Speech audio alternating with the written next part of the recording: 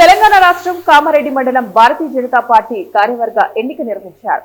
ఈ కార్యక్రమానికి ముఖ్య అతిథిగా హాజరైన అసెంబ్లీ కన్వీనర్ గుంటా లక్ష్మీరెడ్డి మాట్లాడుతూ రాబోయే స్థానిక సంస్థల ఎన్నికల్లో భారతీయ జనతా పార్టీని బలోపేతం చేసి ఎంపీటీసీ, జెడ్పీటీసీతో పాటు సర్పంచ్ స్థానాలను బీజేపీ అభ్యర్థులు గెలిచే విధంగా ప్రతి కార్యకర్త కృషి చేయాలని ఆయన కోరారు.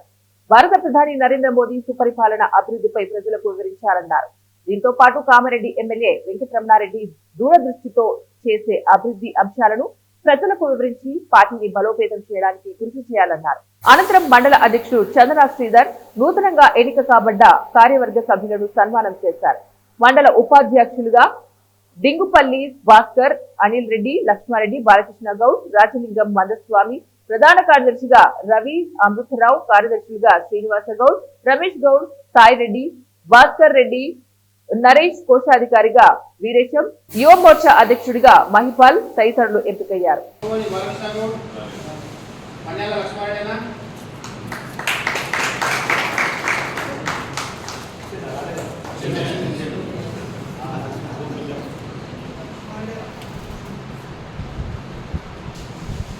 Yes,